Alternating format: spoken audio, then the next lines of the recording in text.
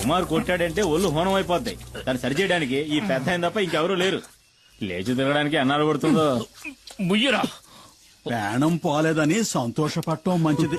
400 కిలోల బరువున్న పెద్ద పులిని దాని గుహలోకే వెళ్లి వేటాడి చంపగలిగిన వాడే కుమారు. ఆ కుమారు భార్య చేయబట్టుకులాగి దెబ్బలు తిన్నావు కదా సారు. కొంచెం మెల్లగా మాట్లాడావు. నా భార్య ఇంట్లోనే ఉంది. వాసంతి ఏంటి? వాడు పువ్వాడు శశి అయి ఉంటాడు. చూస్తూ నుంచుంటావా? వెళ్ళి పట్టుకో. నన్ను పట్టుకోలేరు. నేనేది సరిగ్గా చూడలేదు. ఆవిడ దేంతో చూసి భయపడాల్సింది. ఎవడ్రా నువ్వు? ఏంటా కంగారు? నేను దారిని పోయేవాడిని సార్. దారిని పుచ్చి ఇక్కడ పడ్డాను. ఆగక్కడ.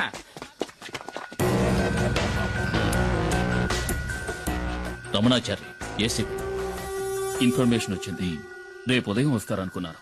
నిన్న సాయంత్రమే పులియూరుకు వచ్చాను. అప్పుడే తెలిసింది మీకు యాక్సిడెంట్ అయిందని. చూస్తుంటే ఇది యాక్సిడెంట్ లా లేదే రేంజర్. ఏదో పులి దాడి చేసినట్టుంది. దిగులు పడకండి, నాకంతా తెలుసు.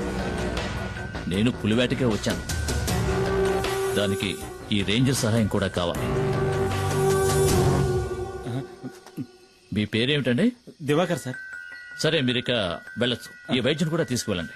నేను ఈ రేంజర్ తో కొన్ని విషయాలు మాట్లాడాలి. ఇది తమాషా కాదు కుమార్, జాగ్రత్తగా ఉండాలి. ఇంతవరకు పోలీస్ ఆఫీసర్లు ఎవరు నేను వెతుక్కుంటూ ఈ ఊళ్ళోకి రాలేదు. ఇదే మొదటిసారి. కుమార్ ఏం చేశాడని? చూడనా, నువ్వు విషయం తెలియకుండా మాట్లాడుతున్నావు. పులిని చంపిన కేసు అయితే దానికి జామీన్ కూడా ఇవ్వరు. నేనే పులిని చంపానడానికి సాక్ష్యం ఏమిటి? అయ్యో కుమార్, ఎఫ్ఐఆర్ రాసింది ఆర్కే గనుక దానికి సాక్ష్యాలేం అక్కర్లేదు. ఆధారాలు అంతకంటే అక్కర్లేదు. అడవిలో ఏ మృగాన్ని చంపిన కేసైనా రేంజరే స్వయం సాక్షి అవుతాడు. కోర్టుకు అది సరిపోతుంది. అది చాలదన్నట్టు ఆర్కేను కొట్టిన కేసు ఒకటి. దివాకర్ చెప్పింది కూడా నిజమే కుమార్. కొన్నాళ్ళ పాటు నువ్వు ఎక్కడైనా ఉండడం మంచిది. ఎందుకని? నేనేం వెతుక్కుంటూ వెళ్లి అడవులో ఉన్న పులుల్ని చంపలేదే.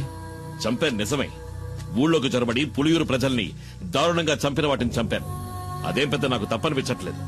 ఊళ్ళో వాళ్ళని పులి చంపితే కేసు లేదు. ఊళ్ళో వాళ్ళని చంపిన పులిని ఈ కుమార్ చంపితే కేసు. ఈ పని కోసం నన్ను ఉరి తీసినా సరే ఆ రేంజర్ లాంటి ఎదవలకు భయపడి అడవిలోకి వెళ్లి ఎక్కడో తలదాచుకోవాల్సిన అవసరం నాకు లేదు. త్వరగా ఆ మూల పెట్టండి, బయటికి కనిపించకూడదు. రేయ్, ఏంట్రా మీరు చేస్తున్న పని? ఏంటి? అన్నయ్య కూడా ఓ మాట చెప్పకుండా అర్ధరాత్రి సరుకు తీసుకొస్తే మేమేం చేయగలం? ఎక్కడని దాచగలం? రే, మీ అన్న సహాయం చేస్తానని చెప్పాడుగా, మరేంటి? రేయ్, అన్నయ్య సహాయం చేస్తానన్న మాట నిజమే. ఇప్పుడు ఆయన ఆ స్థితిలో లేడురా. ఈ పరిస్థితుల్లో అన్నయ్య వదన్ని చిన్నిని వదిలేసి రాలేడురా. అన్నయ్యతో నేను మాట్లాడతాను. ఆయన ఇంకో బండిని మీకు అరేంజ్ చేసిస్తాడు. సరే, అంతవరకు సరుకు ఈ లారీలోనే ఉండని. అదే ఇంకా ఎందుకు ఆలోచిస్తావు? ఇది చేసేది నీకోసం కూడా. ఆ విషయం మర్చిపోకరా. ఏంటి సింహాద్రి? రండి. ఏంటి విషయం చెప్పు. శంకర్ని నిన్న రాత్రి పోలీసులు పట్టుకున్నారు. రామయ్య కుడిబుతం వాడు. గంజాయిన చుట్టూ వాడికొక్కడికే తెలుసు. ఇప్పుడు ఏం చేద్దామంటావా? ఇప్పుడే దాన్ని పులియూరుకు చేర్చాలి. దానికి ఒక్కటే దారింది, కుమార్. అరెస్టోళ్ళు పోలీసులు వెంటనే ఇక్కడికి వస్తారు. వాళ్ళ కళ్ళు గొప్పి లోటు తీసుకెళ్లగలిగిన వాడు ఈ పులియూరులో కుమార్ ఒక్కడే. అదెలా జరుగుతుంది సింహాద్రి? ఈ పరిస్థితిలో కుటుంబాన్ని వదిలి కుమార్ అన్న ఎక్కడికి రాడని మని చెప్పాడుగా. ఆ విషయం నాకు తెలీదు. ఈ సమస్య నుంచి మిమ్మల్ని రక్షించడానికి కుమార్ తప్ప ఇంకెవరూ లేరు. మేమంతా ఎంక్వైరీ చేశామన్నా. ఆ రేంజర్ ఇప్పుడు హాస్పిటల్లో ఉన్నాడు. మీకు వ్యతిరేకంగా హత్యానేరం కింద కేసు రిజిస్టర్ చేశాడు. అది కాక పులిని చంపిన కేసు ఒకటి. మేం వెళ్ళడానికి నువ్వు చెప్పిన జీప్ సరిపోతుంది. మిమ్మల్ని పోలీసులకు అప్పచెప్పి ఇక్కడి నుంచి వెళ్ళడానికి మనసు రావడం లేదన్నా. ఇప్పుడు వాళ్ళకి దొరికావంటే జామీన్ మీద కూడా బయటికి రానివ్వకుండా జైల్లో వేస్తారు. అన్నా, ఆలోచించుకునే టైం లేదు. పోలీసులు పెద్ద ఎత్తున బయలుదేరారంట. నువ్వు నీ కుటుంబం మాతో పాటు వచ్చేయండి. ఈ అడవి దాటితే చాలు మనల్ని ఆ తర్వాత పోలీసులు ఏం చేయలేరు. ఇది కన్ఫర్మ్.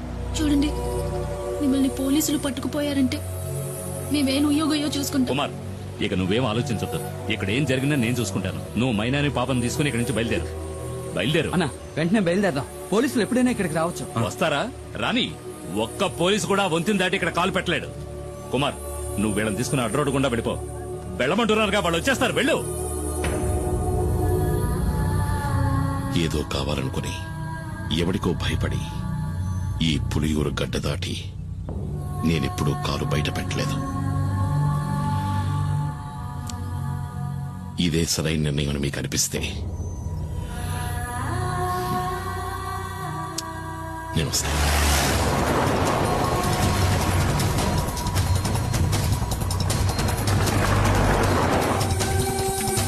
అన్న, త్వరగా రండి.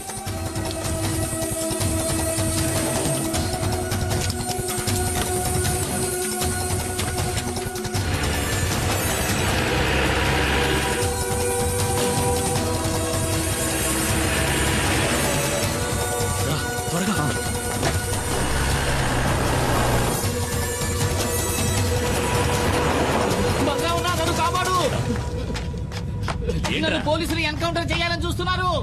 ఎందుకు? ఆ రేంజర్ పిల్లలు స్నానం చేస్తుంటే తెలియక తొంగి చూసానన్నా.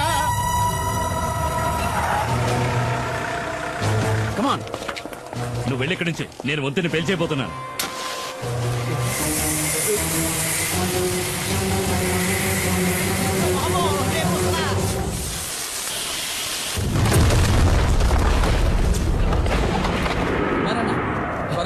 బండి కూడా రెడీగా ఉంచారు.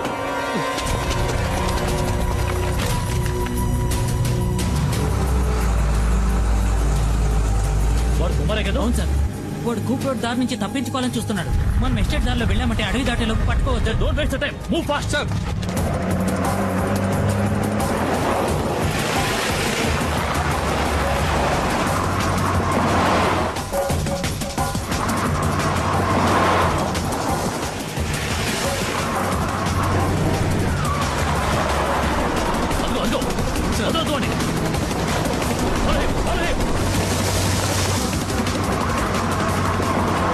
కుమారన్నా, వేగంగా వెళ్ళండి. నేను చెప్పే వరకు బండి రాబోతు.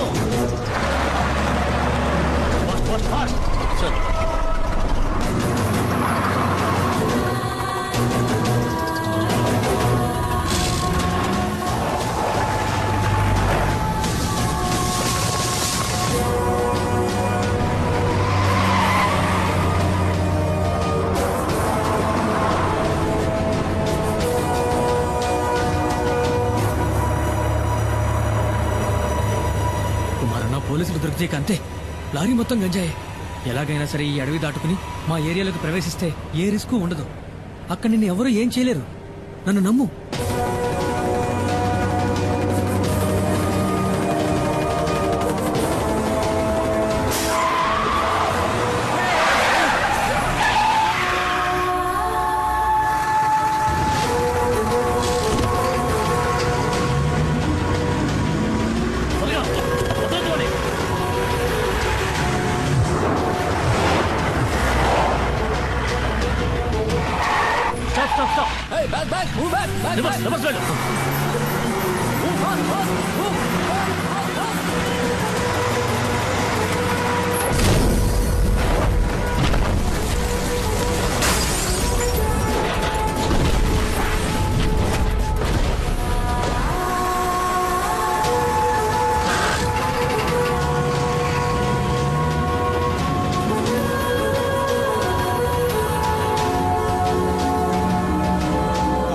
పులియూరు వదిలిపెట్టి వెళ్లిన కుమారు అతని కుటుంబము మంగళాపురం దగ్గర డాడీ గిరిజా సంరక్షణలో ఉన్నారు. ఇక్కడున్న కేసును మాఫీ చేయిస్తానని చెప్పి ఆ డాడీ గిరిజా కుమార్కి మాటిచ్చాడు. బాధపడొద్దు, అతను తప్పకుండా తిరిగి వస్తాడు. నీ గురించి నేను చెప్తాను, తప్పకుండా సహాయం చేస్తాడు. బాబు, అడగటం మరిచాను, ఆ కుమారుతో ఎవరొచ్చారని చెప్పాలి?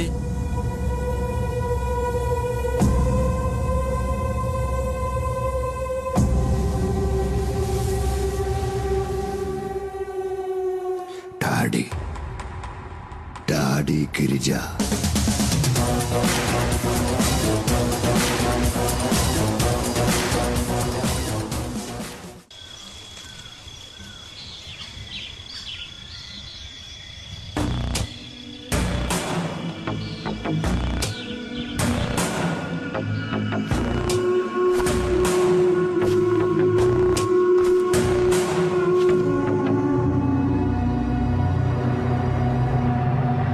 మనం ఎంత దూరం వచ్చాం, ఒక్క పోలీసుడు కూడా మనల్ని అడ్డుకోలేదు. చూసారా, గంజాయాకును పొడిగా చేసి లారీలో ఎక్కించినప్పుడు ఏదో అనుకున్నాను మీ గురించి. ఇప్పుడు కదా అర్థమైంది, దేహ బలమే కాదు మీకు బుద్ధి బలం కూడా ఎక్కువని. కుమారన్నా, కొంచెం మెల్లగా వెళ్ళు. పరిగెట్టిని బాగా లాక్కట్టారు కదా, రోడ్లు గడ్డెక్కడా జారుదుగా. ఇలాగే తీసుకువెళ్ళి పశువులకు మేతగా వేయకుండా ఉంటే చాలు.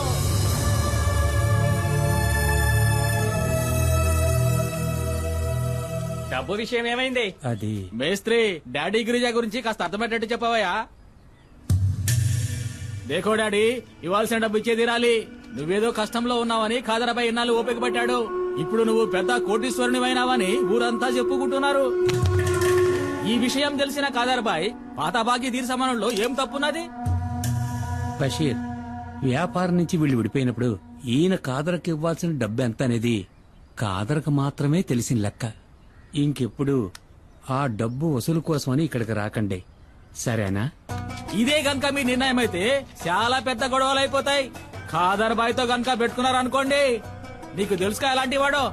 రంగంలోకి దిగినాక ఏం చేస్తాడో ఎవరికి తెలియదు.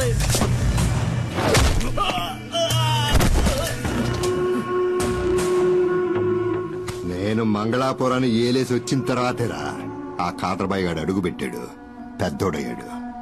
ఇల్లు అడిగి చెప్పు, ఆడికి దమ్ముంటే నా ఎదురుగా నిలబడి డబ్బులు అడగమను. బషీర్, ఏంటలా చూస్తావు, వెళ్ళు.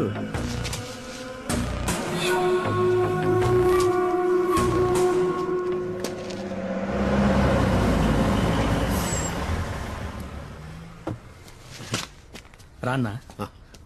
డాడీ, ఈయనే కుమార్. సరుకు లారీలో ఉంది.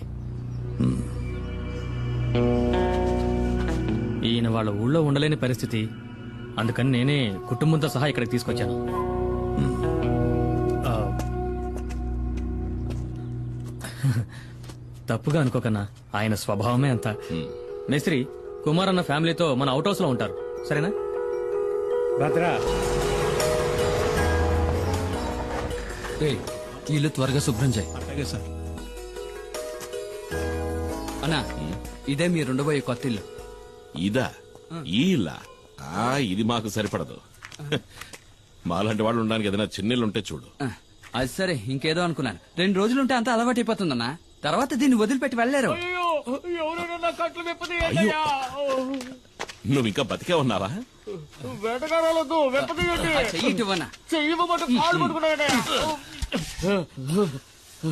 నాకు వ్యతిరేకంగా కుట్ర పన్నారు. నీకు ఇదే సరైన శిక్ష. ఎందుకు? స్నానాలు చేస్తుంటే తొంగి చూసినందుకు, నాతో చెప్పకుండా నా బండెక్కినందుకు. నేను అర్జెంట్ గా ఒంటేకి వెళ్ళాలి. దానికి నన్నేం చేయమంటావు? చెప్పండి. ఇంట్లోకి వెళ్ళు. ఇంట్లోకా? అరే, ఇంట్లో టాయిలెట్ ఉందని చెప్తున్నా. నాకు ఆరు బయట వెళ్ళడమే అలవాటు. మనీ చూసావా, ఇంట్లోనే వానొస్తుంది. షవర్ ఏంటుంది వదినా? ఏంటో ఈ- షవరా?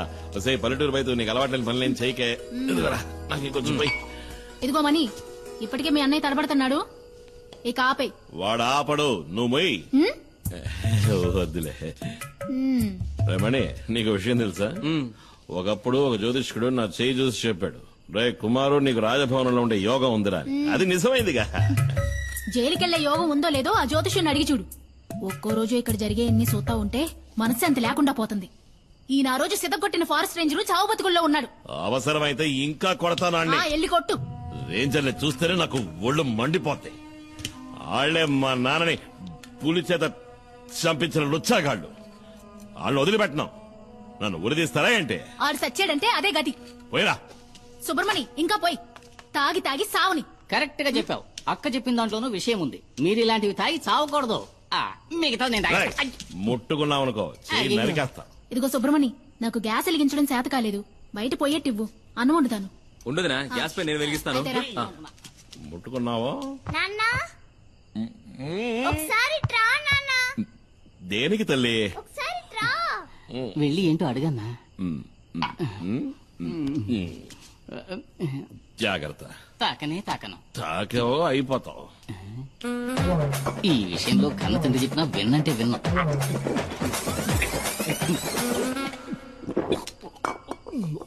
ఏంటి తల్లి? ఆ? ఇది చూసావా? రాదే, రాదే.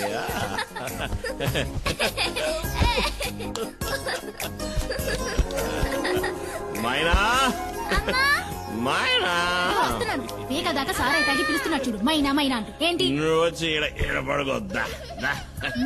దీనికే తక్కువ లేదు. తీసుకుని పడుకో. పడుకోమన్నానా? ఇదిగో, నువ్వు రా. పద, వెళ్దాం. నువ్వు పడుకో. కొట్టాననుకో. నువ్వు పడుకోవా? నువ్వు రావే. సరే, నిద్రపోమని చెప్పానా? పద. తాప తీసుకురావడానికి వెళ్తున్నారా? అన్నా, నేను ఇక్కడ పడుకోనా? ఆ? అదే, నేను ఇక్కడ పడుకుంటాను, మీరు మీ కుటుంబంతో సహా బయట పడుకోవచ్చు కదా అని. ఏరా? నిజమన్నా, నాకు తెలిసిన ఎంతో మంది దంపతులు మెత్త మెత్తటి ఇలాంటి పరుపు మీద హాయిగా పడుకుని ఎంజాయ్ చేయడం చూసినప్పటికీ నేనింతవరకు ఇలా పడుకునే అదృష్టానికి పోరా. దోచుకోలేదు. ఆ? ఇక్కడ ఉండడానికి లేదు, మీ ఊరికి నువ్వు పోరా. తమాషాగా అంటున్నావు. రేయ్, మళ్ళీ నువ్వు నా కండ పడ్డావో చంపేస్తాను నిన్ను. అనయ్య, అనయ్య, ఆ? వాడిని ఇక్కడి నుంచి పంపించేస్తే మనం ఇక్కడ ఉన్న విషయం పోలీసులకు చెప్పేస్తాడు కదా. అయ్యో, అదొకటి ఉంది కదా. రేయ్, రేయ్, ఆగు. అక్కడే ఆగు. ఈ రాత్రికి వదిలే అన్న, రేపు తెల్లారుజామున వెళ్ళిపోతాను.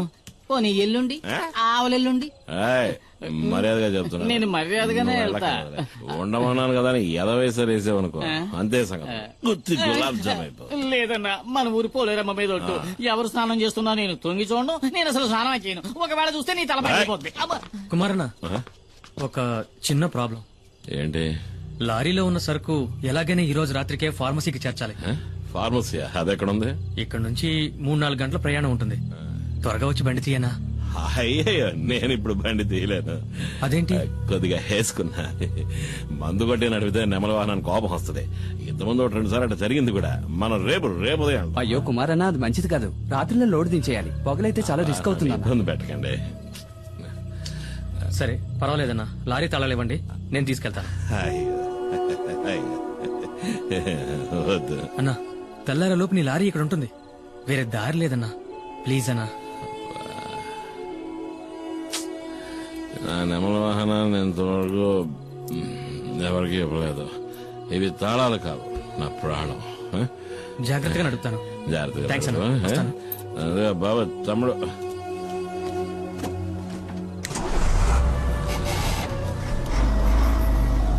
నా ప్రాణం పొద్దులతో బాధగా వదిలే తట్టుకోలేకపోతున్నా. రాయ్, ఆ మిగిలిన సరుకు తీసుకురా. మిగిలిందంతా నేను తాగేశానన్నా.